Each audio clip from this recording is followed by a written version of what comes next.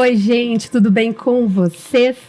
Tá começando a partir de agora o Caxias Conversa, o podcast oficial do Legislativo Caxiense, aqui da TV Câmara Caxias. A casa é sua. O programa de hoje, ele abre espaço para um debate e eu vou romper algumas regras clássicas do jornalismo, que a entrevistadora não pode ser fonte, mas hoje eu vou ser fonte, gente. Porque tem um assunto que me atravessa todos os dias, que é o veganismo. Eu sou vegana há 9 anos e a gente se propõe a conversar sobre esse assunto, entender o que é o veganismo, as práticas possíveis e realmente a vida possível e o que vai além do prato, porque o veganismo ele vai muito além disso e hoje a gente vai estar conversando sobre isso. No programa de hoje eu tenho um time forte aqui comigo. Eu começo apresentando aqui na minha frente a Ana Júlia Poleto, que é servidora pública, maratonista. Ela é quase vegana, está vegetariana em transição. A Carol Scherner, que está aqui do meu lado, é nutricionista especialista em nutrição vegetariana.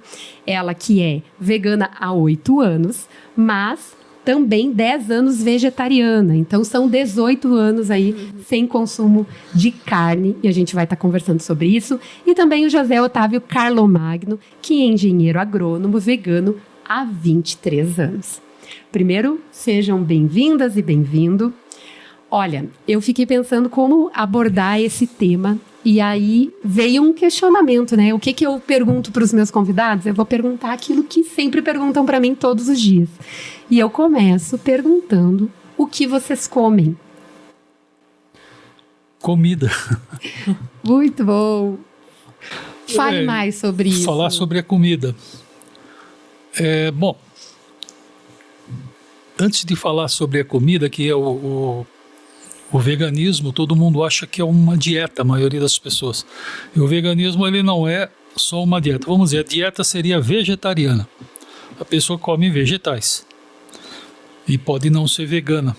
Ela pode usar sapato de couro, e que vai ter que matar o boi para tirar o couro da mesma forma que quem come a carne. Então ela não come carne por algum motivo de saúde, por exemplo. Que foi assim que eu comecei, né? E eu acho que a maioria começa assim, pela comida. Passa a ser vegetariano, tem aí vegetariano e come ovo e tal. Ou depois retroage ou vai adiante e vira vegano, no caso, né? Mas comigo começou pela comida. É que eu não quero falar muito porque o tempo é pequeno e o assunto é muito extenso. E daí eu vou tomar tempo de todo mundo aqui, porque eu trouxe muito material aqui para mostrar para as pessoas. Então vamos dizer assim, nós somos mamíferos, isso aí ninguém tem dúvida. Primatas. Então, primatas somos nós, os lêmures, os macacos. O lêmure eu não me lembro se eu acho que é primata. Os macacos, né? E daí nós temos os nossos primos aí, os chimpanzé, bonobo, o gorila, o orangotango é um primo um pouco mais distante. E eles têm umas diferenças para nós. A principal, e eu acho que é a pior, é que a gente tem consciência e eles não têm muita consciência. Então, pelo fato da gente ter consciência e consciência de que vai morrer, isso daí eu acho que é uma coisa que atrapalha, porque a gente não vê muito problema nos bichos, né? O animal vive daquele jeito dele e a gente não, a gente está sempre questionando e tal. Eu sempre fui questionador. Uhum. E daí houve uma época que eu comecei a estudar a evolução da comida para o ser humano. Como é que aquele ser humano primitivo, até o Homo sapiens mesmo, há 100 mil anos, por exemplo. Há 100 mil anos ainda não se usava lança, não existia. Arco e flecha de 60 mil anos para baixo, para cá. Então até 100 mil anos era muito difícil o ser humano, que já estava formado há uns 200, 300 mil anos, nós, né, Homo sapiens, comer um bicho grande, porque ele não tinha arma. Às vezes cercavam, né, eles derrubava os bichos de um barranco, assim, morria um monte. Por isso que encontraram muitos ossos de animais grandes assim juntos. Mas comia um pouco, porque o bando era pequeno e aquilo apodrecia tudo, né? Então a nossa existência, né, como ser humano aqui na Terra, ela, vamos dizer, de comer carne, comer do jeito que se come hoje, tem mais ou menos uns 5, 6 mil anos só. Porque quando se começou a criar boi, de menos de uns 7, 8 mil anos, não era para comer, era para trabalhar, carregar pedra, puxar lá uma coisa para riscar, para plantar. Estava começando a agricultura. E esse que eu acho que é o grande problema. A gente faz pouco tempo que o ser humano come carne, tendo uma fisiologia, uma anatomia e uma química toda de animal herbívoro. Então, por isso que nós temos um monte de problemas. Quem come carne. Porque é muito recente isso daí. Ninguém vai perguntar lá para a onça, desde quando você come carne? Uma vez eu vi aqui na feira do peixe aqui, o rapaz lá pegou uma carpa assim, começou a dar umas marretadas na cabeça da carpa, né, para matar. Aí tinha uma mulher que ia comprar carpa com 2 criancinhas, as criancinhas se desesperaram. Mas por que elas se desesperaram se aquilo é uma comida, né? Uma comida entre aspas. Será que o filhote do leão, quando a mãe dele mata um animal lá, ele faz isso? Por que aquelas crianças? Isso é uma coisa para se perguntar. Teve até um programa do Silvio Santos também, que eles pegaram e pararam uma mulher no mercado municipal lá em São Paulo e falaram assim: olha, a senhora sabe fazer alguma coisa com frango, uma receita? Ah, sei, sim, tá, vou fazer um peito de frango. Aí eles pegavam uma galinha e davam um facto, então mata a galinha. Ninguém matou. Mas por que ninguém matou?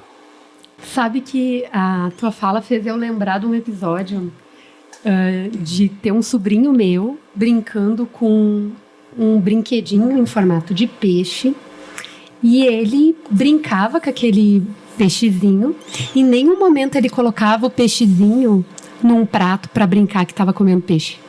Ele brincava com o peixe, com o peixezinho, que era um brinquedo, né?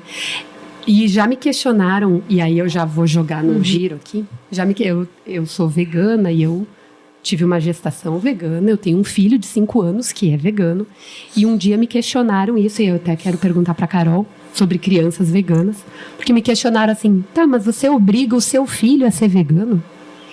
E eu olhei, pensei, e respondi: e você obriga o seu filho a comer carne. Porque é essa lógica. Quando falam da ideologia vegana, quem come carne também é ideológico, né? A gente não pode... Só que a ideologia dominante é a da maioria de comer carne. Logo, essa ideologia fica silenciosa. Mas é uma ideologia também, né? Sim. Carol, quando a gente fala crianças podem ser veganas, vai faltar nutrientes para essa criança... se questiona tanto sobre a proteína animal, o quanto ela é importante. Vamos falar um pouquinho sobre isso. Sim. A gente já sabe que a alimentação vegetariana estrita, né? Que no caso, como falamos aqui, o veganismo vai além da alimentação, né? Mas quando tratamos de alimentação, a gente nomeia como vegetariana estritamente de origem vegetal. A gente já tem muito respaldado na ciência, né? Em muitas organizações, que ela sim, completa nutricionalmente, né? E ela fornece para todas as pessoas. Aí vai desde a criança, né? Como tu citou, a gestação, a criança, então, em fase de desenvolvimento, adulto e o idoso, né?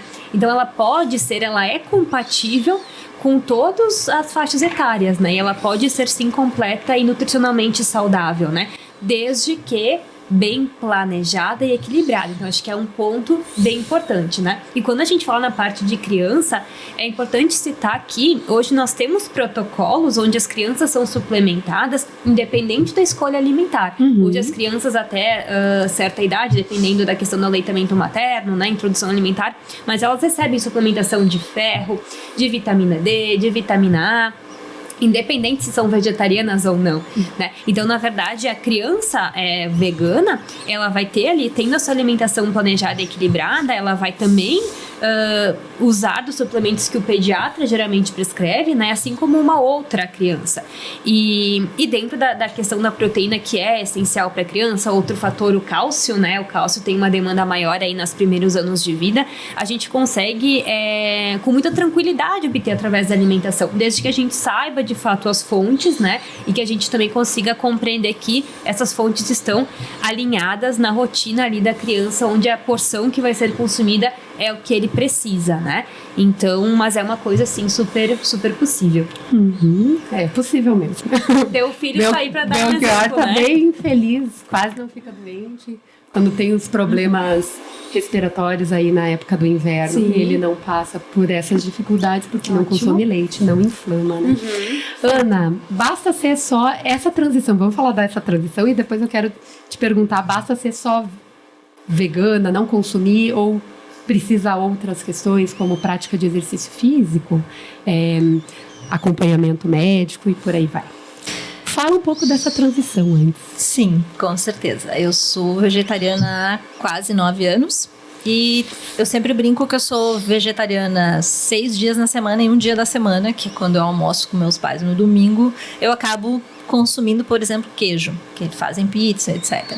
Então, assim, eu tô em transição porque eu tenho que fazer esse movimento Fica de... 6 dias vegana e um dia vegetariana. Exatamente, porque eu não, durante a minha semana, na nossa casa não entra absolutamente nada de origem animal, mas eu ainda abro é como se fosse essa exceção, ainda abro mão dessa porção da minha semana para, enfim, para conviver mais. Mas então eu tô em transição de fazer esse corte que é quase mais por eles do que por mim. Mas eu vou adaptando, né? E a transição para mim é muito tranquila, porque eu não sou uma pessoa que nunca tive problemas com carne. Quando tu perguntaste o que a gente come, a minha resposta é sempre o contrário, o que eu não como. Eu só não como absolutamente nada que tenha bichos vivos ou mortos, já que, né, mortos às vezes as pessoas, mas e vivo? Nenhum dos dois, né? Ainda consumia até pouco tempo atrás o ovo, alguma coisa com ovo, massa ou coisa assim, e atualmente é só o queijo mesmo. Então a transição ela tá quase finalizando, é uma questão mesmo de talvez tomada de consciência de dizer sim, agora essa chave aqui precisa virar. O que faz tu não conseguir virar essa chave? Eu vim me perguntando, quando eu estava vindo pro programa, o que faz com que eu ainda... eu ainda não tive uma resposta tão clara, assim. Me parece que é quase como a gente conversava um pouquinho antes, o fator emocional, né? Porque para mim comer, por exemplo, o vegetarianismo, o veganismo, então, muito mais, é uma filosofia de vida, né? Mas para mim não é uma dieta. Eu faço isso em função de consciência de toda uma estrutura, porque para mim comer é um ato político, né? Além de uma filosofia de vida, tem aí a questão toda dos animais. Se alguém... E de coerência, porque, por exemplo, tu não pode dizer que tu é feminista, tá? E continuar comendo carne. Porque é só tu ler, vamos só citar aqui uma dica de livro, A Política Sexual da Carne, que é um clássico. Tu lê e diz, não posso ser coerente. Se tu defende o feminismo, se tu te preocupa com a crise climática, se tu defende a Amazônia, se tu gosta de pet, é impossível que tu consiga ser coerente consumindo qualquer coisa que afete isso, porque a gente sabe como as galinhas são criadas. Mas na época da minha avó, sempre escuto isso, na época da minha avó as galinhas estavam ali, mas não é mais assim. A gente tem uma produção industrial que ela é cruel. Os bichos nascem, vivem, vamos botar entre aspas, sobrevivem e morrem confinados. Isso é crueldade. Se a gente assistir algum dos documentários e continuar comendo carne, a gente tem que procurar, de repente, uma terapia, porque tem alguma coisa aí que tu corrobora ou tu está de acordo com esse tipo de manejo. O bicho, ele não nasceu para nos servir, né? A gente estava comentando que antes o gado era para lavrar a terra e não para consumo. Os gregos antigos, eles, quando o boi se aposentava dessa coisa de lavrar a terra, o boi ele era considerado da família.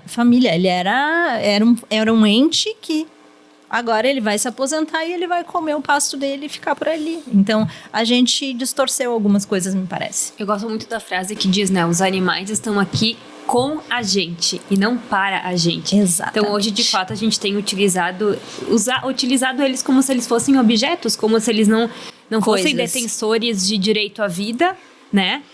Uma vida digna, porque estar, como tu falou, pegar a mesma questão ali em relação à criação de frangos, né? Enfim, eles vivem realmente muito confinados em gaiolas, e mesmo aquela questão dos ovos, né? De as galinhas felizes, né? Não, porque elas ficam uma em cima da outra também, né? Enfim, a gente está tratando eles, na verdade, como objetos, né? Uhum. Ou a gente falou muito das galinhas, mas se a gente vai nas fazendas que criam os bois para leite, eles tem algumas que inclusive adotam a ideia de chamar as vacas pelo nome, mas elas vão ter o bebezinho delas, né, o terneirinho, e o terneirinho não vai mamar na mãe. O terneirinho de repente vai virar uma carne de vitela, e a mãe vai estar ali grudada com as máquinas, só tirando o leite dela. É muito complicado, né? Tanto que eu acho que muitas pessoas se negam a assistir documentários que falam da questão, principalmente da questão de animais. Muitos se negam, né? Eu vou seguir minha vida consumindo aquilo que eu quero. Olha, eu trouxe uns dados aqui o tempo é muito curto. Mas vamos lá. Mas eu vou falar porque fez parte de um programa. Isso aqui eu trouxe Isso aqui é uma clorofila, isso aqui é uma hemoglobina, e tem a mioglobina, que é um pigmento também do músculo, é igualzinho, sabe? Tem o ferro aqui no meio, por isso que a hemoglobina é vermelha, aqui tem o magnésio, por isso que ela é verdinha, né?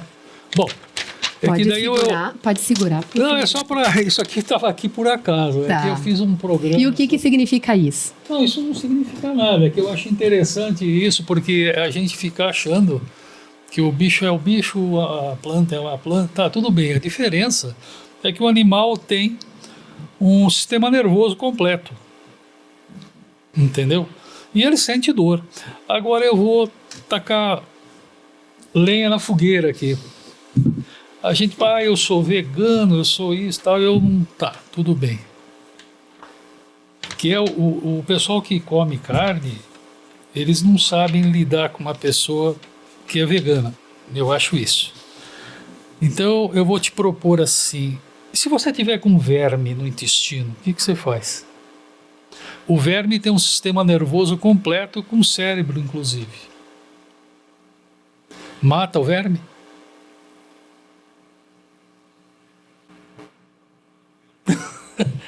Eu mato. Eu também. Eu tomo remédio. Eu tomo vacina, gente. Porque Deus a gente não consegue controlar tudo. A gente vai fazer aquilo que é possível fazer.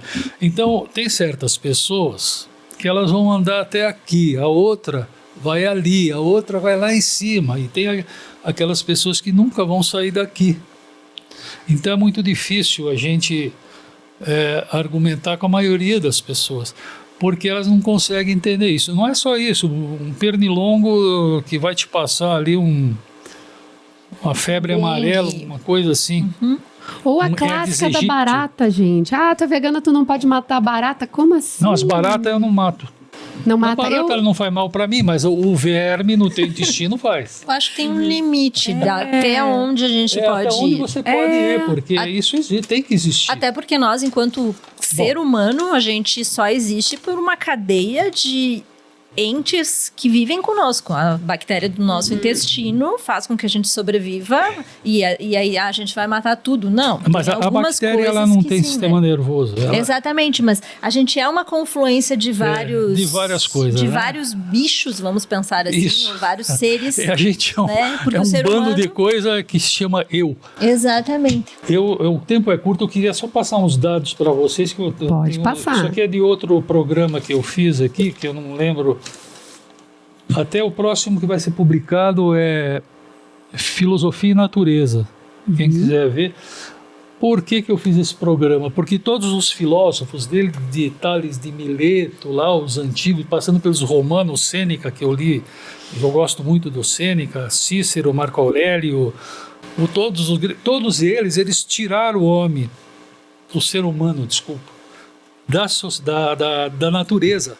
Então eles tratam só o ser humano como se fosse um semideus. Ele precisa ser feliz, ele está triste, ele é isso, ele é aquilo. E a natureza não... Aonde que está? Hoje a gente vê isso, essa integração são nas culturas tribais, né? Então um indígena nosso aí, ele vive lá numa tribo e eles estão integrados ali naquele espaço. Eles sabem que eles não podem destruir aquilo. Uma tribo africana igual. Eles vivem naquilo. Mas olha esse dado. O Brasil tem mais ou menos 8,5 milhões de quilômetros quadrados. 1.720.000 quilômetros quadrados é usado pela pecuária de corte. Boi. 1/5 do território brasileiro tem boi em cima. E a lotação de pasto no Brasil, como o Brasil não tem terra boa, as terras são muito fracas, que a gente chama de lotação de pasto é quantos bois vai numa unidade diária. Na Amazônia, por exemplo, é um boi por alqueire. Um alqueire é 2,42 hectares. Então imagina 2,5 quadras, um boi. Então para cuidar de uma boiada aí de 10.000 cabeças, usa uma pessoa só. Isso eu fiz um outro programa também sobre as commodities tal, agrícola, sobre... Esse 101,7 milhões de quilômetros quadrados é 1/5 do território nacional. Ele corresponde a Rio Grande do Sul, Santa Catarina, Paraná, São Paulo, Mato Grosso do Sul e um pedaço de Minas, só para a gente ter ideia do tamanho que é isso. Em 2024, eu peguei esse dado aqui que é interessante. O Brasil exportou 72 bilhões de reais de carne. 72 bilhões de reais de carne. A Embraer, que é uma empresa de tecnologia, exportou 35 bilhões. Então vê que coisa ineficiente que é criar boi para vender. Nós estamos desmatando, entendeu? Usa uma área enorme. Uma empresa de tecnologia, que é o que os países desenvolvidos fazem, eles criam empresas de tecnologia. Criar boi, plantar lavoura extensiva, isso é para o quintal aqui, o Brasil, países como nós aqui. Por isso que o Brasil não tem assim a distribuição de renda é precária, porque a distribuição de terra já foi precária, está na mão de poucas pessoas, com áreas gigantescas, e isso se chama agronegócio. Então a Embraer, sozinha, ela vende por ano a metade do que vende toda a pecuária brasileira. Então é uma coisa que não funciona. Se tem que desmatar 1/5 do país para produzir carne, para vender, é uma coisa assim totalmente ineficiente. Dentro da nutrição, justamente, a gente tem esse contexto que a gente chama dessa parte de densidade calórica, né? Então, realmente é bem ineficiente, né? O tanto de área devastada para a produção de bovinos e o quanto isso converte depois em calorias, né? Digamos, em calorias na dieta, realmente é muito ineficiente. E se a gente fosse pegar esses mesmos espaços abertos para a produção dos animais e plantasse outros tipos de alimento, né? Isso iria reverter em questões de densidade nutricional, densidade calórica, de uma forma muito mais compatível, né? Então, realmente, pensando também na parte nutricional, em densidade calórica, é muito ineficiente esse sistema. Eu tenho os números aqui disso daí que você falou, que é desse programa que eu fiz, só para você ter ideia. Vamos dizer só tem que falar um pouquinho mais perto, tá? Tá. Aí. Desculpa. Um boi está aqui. O boi vai ter, porque o boi, ele é esse que é solto no pasto, tirando o osso, o couro, ele vai dar ali uns 120 quilos de carne, no máximo. a 22% de proteína, então um alqueire produz, que é 2,42 hectare, produz 30 quilos de proteína. Tá? Guarda esse número. Soja. A soja tem de 30% a 33% de proteína. A soja. A soja produz, em média, aqui no Brasil, 3.600 quilos por hectare. Tá? Isso dá mais ou menos 1.000 quilos de proteína por hectare. O boi dá 30, a soja dá 1.000 quilos de proteína por hectare. O feijão dá bem menos, dá uns 120 quilos, mas é 4 vezes mais do que a carne de boi. Sim. O milho tem de 3 a 10%, eu peguei 5% para ficar baixo de proteína, porque ele tem proteína no germe. Dá 375 quilos por hectare de proteína. Então, boi é uma coisa ineficiente e ruim para o país. Não dá emprego para ninguém, desmata, é vendido para fora, só o pecuarista que ganha dinheiro com isso. A gente está abordando essa questão do veganismo na questão ambiental, a gente falou da questão animal. Quando a gente fala da saúde, porque também é um movimento, né, das pessoas que se tornam veganas, elas são, claro, gostam dos animais, mas elas também se preocupam com o problema do colesterol, que é altíssimo em quem consome alimentos de origem animal. Problemas da diabetes, que está muito associada ao consumo com alimentos que contêm leite. Vamos falar da questão quando escolhe ser vegana, também para cuidar e para seguir vivo, né? Para não ter um problema de colesterol, para não ter um infarto, né? Não ter uma diabetes. Quando a gente estuda a dieta vegetariana estrita, um dos pilares mais bem consistentes na ciência é em relação a doenças cardiovasculares, né? Que acaba tendo relação com a parte realmente de colesterol, triglicerídeos, né? Então a gente sabe que é um tipo de dieta muito indicada também, não só para prevenir agravos cardiovasculares, mas também como atenuar quando ele já existe. Né? Fazer parte de um tratamento. Então isso já é muito bem sim, estruturado e nós temos muitas evidências em relação a isso.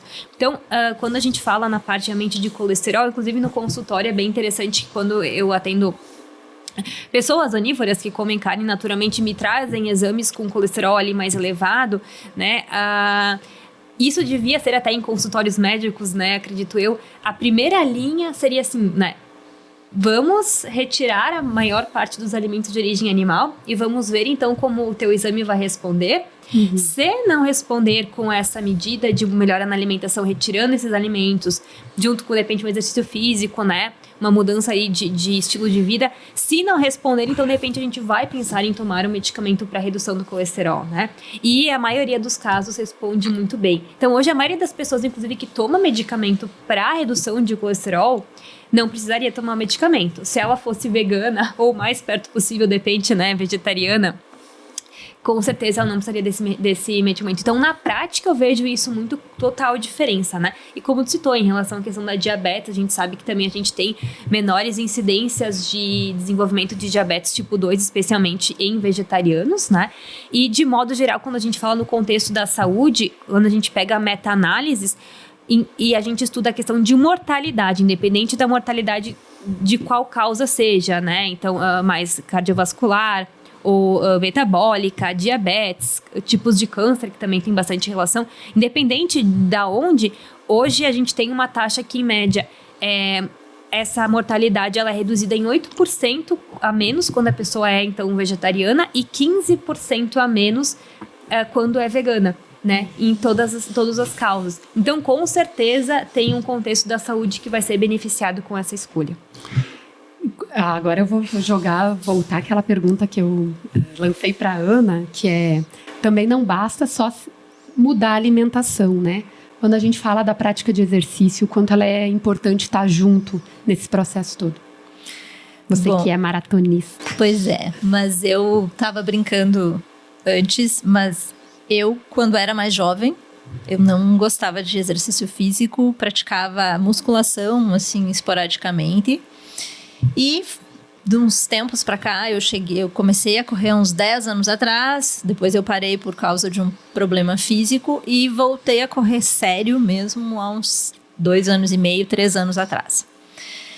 E eu notei, porque eu já fui, então, quando eu corria há uns 10, 15 anos atrás e praticava alguns tipos de esportes, eu ainda era consumidora de alguma questão de carne ou coisa assim. E agora eu noto que a minha... Eu não vou dizer... eu não tenho um comparativo, por exemplo, de produção, de pique, de planilha, porque agora eu tenho levado a corrida a sério mesmo. Mas o que eu tenho notado, e isso é muito concreto, é a recuperação. A minha recuperação depois que eu me transformei em vegetariana quase vegana, então tô ainda jogando com isso, a minha recuperação é simplesmente maravilhosa. Eu não sei se eu andei lendo coisas aí, mas a Carol de repente pode falar a questão de, não sei se é inflamação, se o corpo responde e como responde, o funcionamento da fisiologia, eu não sei, mas eu tenho notado isso empiricamente, assim. Eu corri a maratona num dia, eu tô na menopausa, tenho 50 anos, então tem todos outros fatores aí. Mas no dia seguinte eu fiz 15 quilômetros a pé sem dor alguma. Então, assim, e tinham pessoas da mesma faixa etária que eu, que eram consumidoras de proteína animal, né, já que agora a moda do momento também é dar nomes diferentes, cada vez mais distante do, né, antes era o bicho morto, depois se transformou em carne, bife, vai mudando os nomes, agora é proteína. Tu começa a destoar e olha e tu diz, não é um bicho que morreu. Né? Mas as pessoas que consomem carne da mesma faixa etária que eu tiveram uma recuperação muito mais difícil. Descendo aqueles videozinhos que a gente vê na internet, descendo escada, meio se contorcendo pelas dores e tal, eu não tive dor alguma. Então, assim, eu acho que tem alguma correlação, não tenho como provar, porque, enfim, eu não faço um diário aí, né, tão específico, mas que eu andei lendo... Sim. Eu tenho uma resposta muito, muito boa no sentido físico mesmo. E eu me transformei, eu acho que os dois pilares, a corrida e o vegetarianismo, eles conseguiram fazer em mim uma transformação interna e profunda, assim, que realmente indico que as pessoas testem um mês. Vão fazer exercício físico e comer. Você falou de corrida, eu treinava 1.500 metros e a milha, que é 1.609 metros. E é corrida na pista, não corro na rua, nunca gostei. Agora não posso correr mais porque me arrebentou o menisco. Não posso jogar bola, não posso fazer nada com ela, só andar de bicicleta.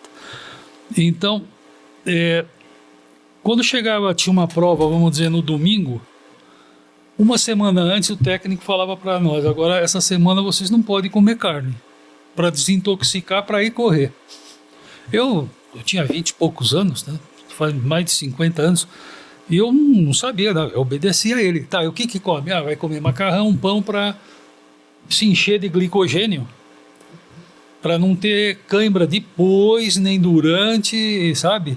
Então eu passava uma semana comendo arroz, feijão também não comia, e carne de jeito nenhum. Não, é para desintoxicar o corpo. Depois eu fiquei pensando, poxa, então carne intoxica? E daí no domingo ou no sábado tinha uma prova, daí tudo bem, depois voltava a comer. E foi daí que depois eu parei um tempo, depois voltei a comer carne, depois fiz um monte de besteira, porque eu tinha chácara e tinha galinha, e eu matava ovelha, matava porco, matava galinha. Depois eu tive um incubatório, sabe o que é incubatório? De fazer pintinho. Ah, sim. Então, e às vezes nascia do sábado para o domingo, às vezes dava 800 mil pintos que nasciam, né? E às vezes tinha uns 1.000 a 2.000 que nasciam com defeito, bico torto, assim, a gente tinha que matar. E eu tava ali matando aquilo lá, sabe? Aí um dia eu comprei um boi e levei pro matadouro. Botei o boi na caminhonete que eu fazia isso. Aí eu levei lá, o cara amarrou o boi ali, tá, vamos matar o boi. Daí ele pegou, matou o boi e eu fiquei ali esperando, assim. Pra mim era uma coisa assim meio normal, vamos dizer assim. Aí ele matou o boi, eu falei, olha, daí tirou o couro, tirou a cabeça. Eu falei, pega aí uma carne. Ele falou, não, eu não como carne. Eu falei, como não come carne? Tá matando boi aí, matava acho que uns 10, é um abatedouro pequenininho, né? Uns 10 boi por dia, acho que ele matava lá. Não como carne. Eu falei, mas como que não come? Não como. Eu não posso nem sentir o cheiro do sangue na comida, que aquilo me... E eu fiquei com aquilo na cabeça, sabe? Sempre eu tive aquilo na cabeça. Pô, por que o cara não comia carne? Ele matava o boi.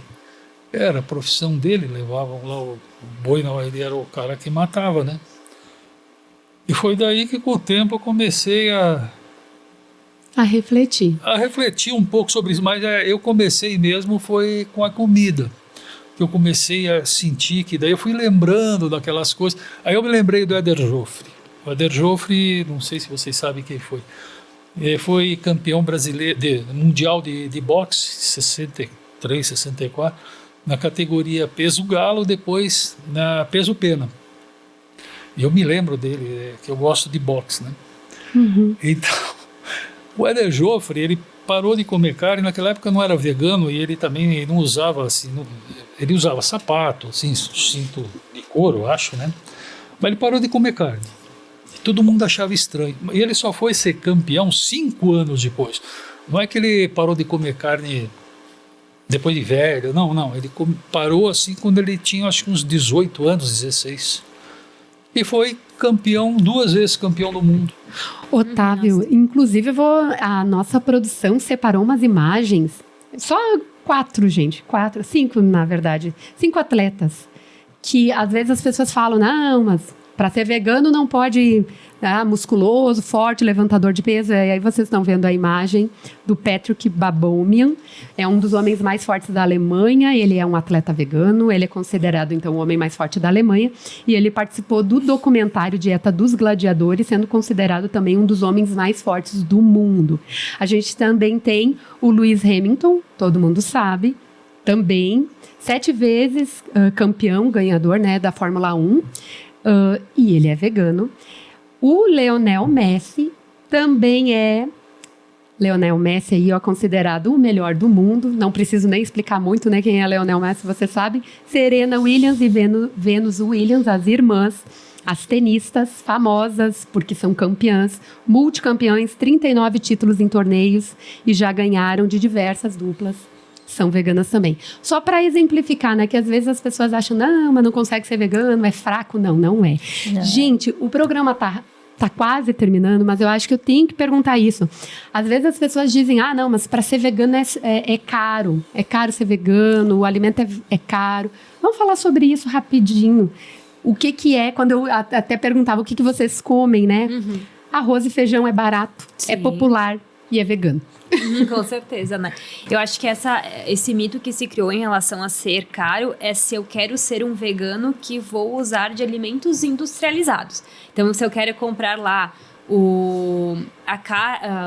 a proteína vegetal que imita a carne, de repente se eu vou comprar aquele leite vegetal de caixinha já prontinho, o queijo de castanhas aquele já embalado, né? Então nesse sentido pode ser que vai me custar um pouquinho mais, mas se eu for para a raiz e comer a alimentação de origem vegetal mesmo, como tu citou, arroz, feijão, lentilha, grão de bico, milho, enfim, sementes, não vai se tornar cara, né? E sim, existem algumas coisas que a gente acaba implementando mais dentro da dieta vegetariana por questões nutricionais, como a própria castanhas, amêndoas, nozes, sementes de abóbora, girassol, linhaça, chia, alimentos que a gente acaba se aproximando mais quando a gente tem esse estilo de vida, que são sim um pouco mais caros, né? Não tem como negar isso.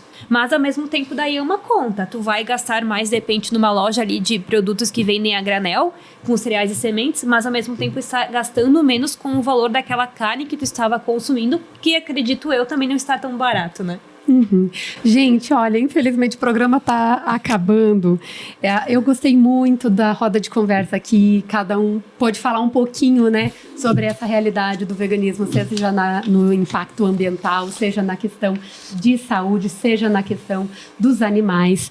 Olha, é importante que você que estava aqui com a gente, foi breve, né? 40 minutos é pouco tempo para falar de um assunto que é tão amplo, né? Mas você pode pesquisar sobre o veganismo. É possível você adotar durante a semana dietas veganas. Arroz e feijão, aquela paçoquinha, tudo bem, é um produto industrializado, mas às vezes falam, mas o vegano só come salada. Não, o vegano come paçoca também, as paçoquinhas, aquela rapadura lá clássica. É industrializado, mas é vegano.